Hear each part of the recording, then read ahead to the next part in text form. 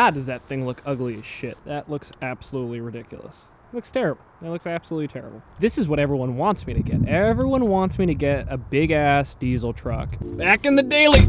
Start this one up. Best part right here. That is definitely the coolest thing about this car. Now, the one thing this thing will not do, no matter how hard I try, is it will not do a burnout. No way. I'm not gonna do it right here. Well, there's gravel here, so it could. Oh, a little bit. A little bit. This thing will not even spin the tires on gravel. It needs to be sopping wet outside to spin the tires on this at all. What's going on, guys? Welcome to the video. We got something real quick we want to talk about here. I'm not going to take up too much of your time, so you don't have to worry about that. It has to do with these things, actually, come to think of it. There's one right here. Look at that.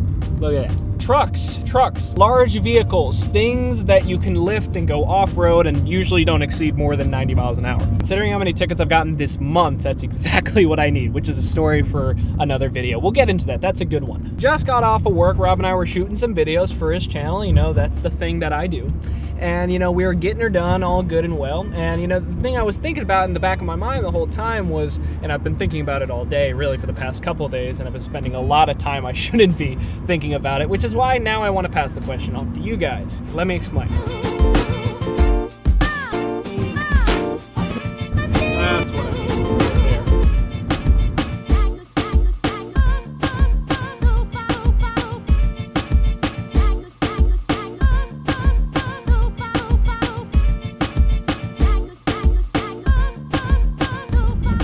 All right, back at home. By the way, something cool. Turn that on. I got lights for the garage. I found that out recently. That's a pretty cool little thing. It works too. Can't see anything. I'm gonna fix that. Boom. Now everyone can see kitchen. And also, this is pretty cool. Let me turn on the light here so you can see. And light. That's pretty nice. Set this up last night, so Rob Ferretti's podcast is no longer a ghetto, you know, death trap. I mean, it still is, but it's no longer nearly as ratchet as it used to be. So we got tripod, webcam, should be a nicer camera, and then the 3 guests, and a green screen that actually works, that I may or may not have just taped with packing tape up to the wall. Softbox lighting that, you know, probably isn't the best placement, but that's as far as the cords stretch. And then Mac computer to monitor everything, and then we got the audio recorder there where all the microphones plug in. So I thought that was kind of cool. Oh, that was weird. I would be recording this outside, but it's pitch black outside, and the first time I tried recording it, I forgot to turn the microphone on. Good job, Jimbo.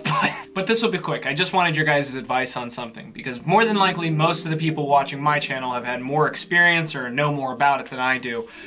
Like I said, I've been thinking about getting a truck a lot more recently, and I said, like, once I hit 40K, I'll buy a truck, and, you know, that's gonna happen. It will, you know, eventually hit 40K, whatever the case is. The more videos you post, the more you grow, whatever.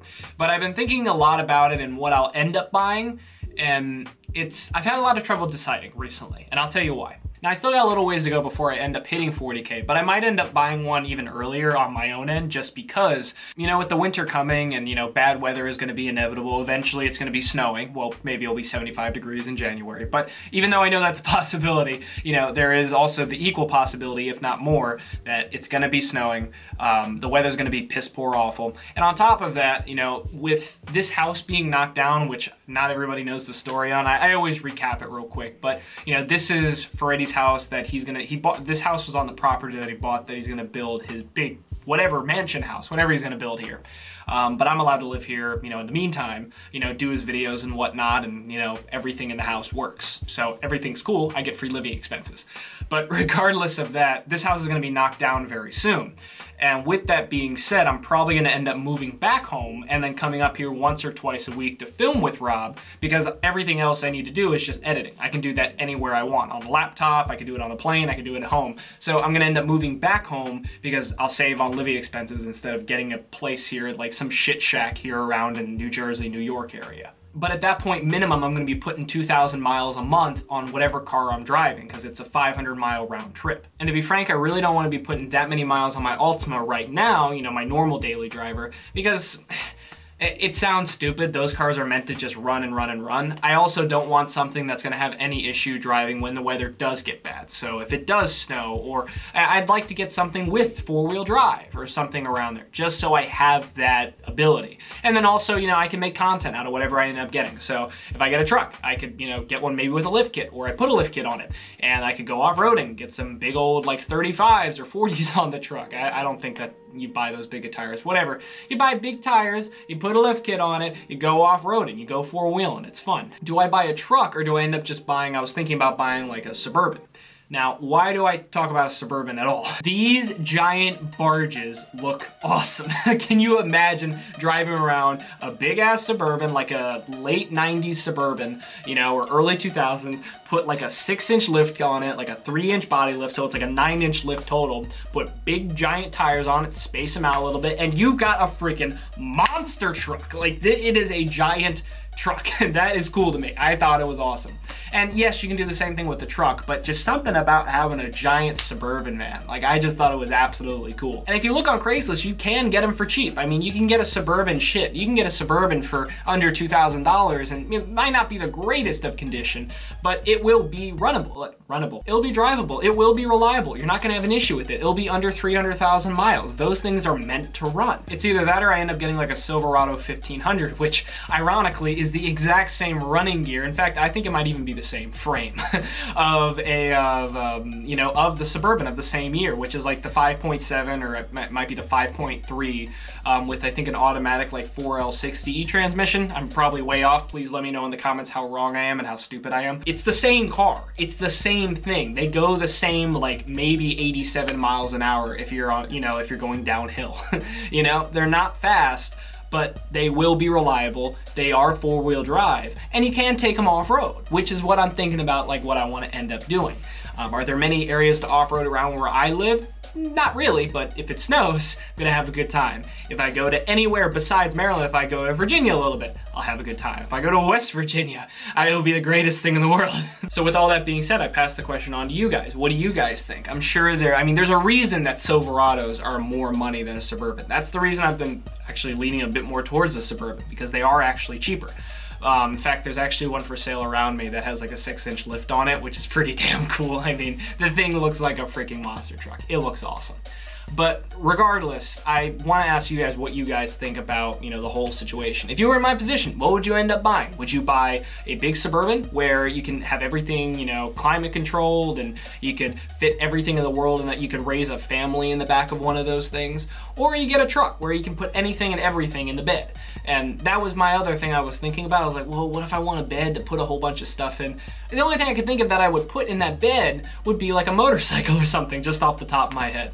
And the thing is, you can buy motorcycle hitches. They cost like 300 bucks, and you can just load the motorcycle on one of those. What do you guys think makes the most sense? I will give you this, like without any kind of modification, a truck does look better than a Suburban. A Suburban just looks like a giant barge of a vehicle, which I find funny. You know, I would end up taking that thing. I would definitely take that thing to the drag strip. That would be hilarious. But what is the better car? And yes, I know, buy a diesel. Now, of course, that's the answer to this question. Can't exactly afford a diesel. And especially because I don't know how long I'll end up keeping the thing, or if I just use it for the winter. A diesel would be my second truck, or my second large vehicle thing. You know, if I really enjoy having a truck, or whatever the case is. So like I said, let me know in the comments what you guys would do, you know, in the event that I'm in. Suburban or Silverado? That's really, you know, the argument here. I do know for a fact, however, whatever I do end up getting is probably gonna end up going on Wheelwell, which I talked about before on the channel. I thought it was a cool service that I found out about. It's virtually like a Facebook for cars, and you can just list all of your mods, and you can say how long you've had the car, and you know, your ownership, and you can put all your cars on there. You can have like a garage, so to speak. And you know, I'm on Wheelwell, you know, like you can see all my cars. You can even see the C4 on there, you know, the old C4, which, you know, the video is going to be coming out soon, but that just recently, and the bike got loaded up on a truck to go to their new owner. But Wheelwell is a cool service. I use it myself. I'll put a link to their website, you know, in the description below. Actually, you know what? I'll put a link to my Wheelwell. so you can see my page and see how it's set up. And it's cool. Like I said, you know, you can literally list all the modifications, put all the mods in that you've done to your car, and instead of talking someone's ear off for 25 minutes about what you've done to your car, you can then just pull out your phone and be like, yo, this is what's done to my car, which is pretty cool. I actually have my own little discount code that you guys can use, which is cool. So if you use the code Jimbo, you get 10% off whatever you end up buying from their store. It's not a giant store yet. You know, you can't buy every part in the world for your car yet, but they're slowly expanding and adding new parts and whatnot. Shit, they just told me they added C5 Brembo brakes, which is great. A constantly evolving store, so it can absolutely ruin your bank account and make your wife want to divorce you. Go check out my wheel well page. It's in the description. But anyway, that's my time. Nothing really else worth talking about or mentioning to you guys. Right now, the C5 is back at home. I'm in Jersey for the week, and I just have my Altima. So I've got a couple cool videos I'm going to be showing you that may or may not have very expensive fines involved. Let me put it at that. Y'all can figure out what I'm talking about there. There's been a lot going on in the past couple weeks, but we'll talk about that on another day. Thank you guys for watching. Like I said, let me know in the comments, do you buy an SUV? Do you buy a big-ass Suburban? Or do you buy a big-ass truck? Let me know in the comments what you think I should do. With that, thank you guys for watching. All of y'all, have a fantastic day.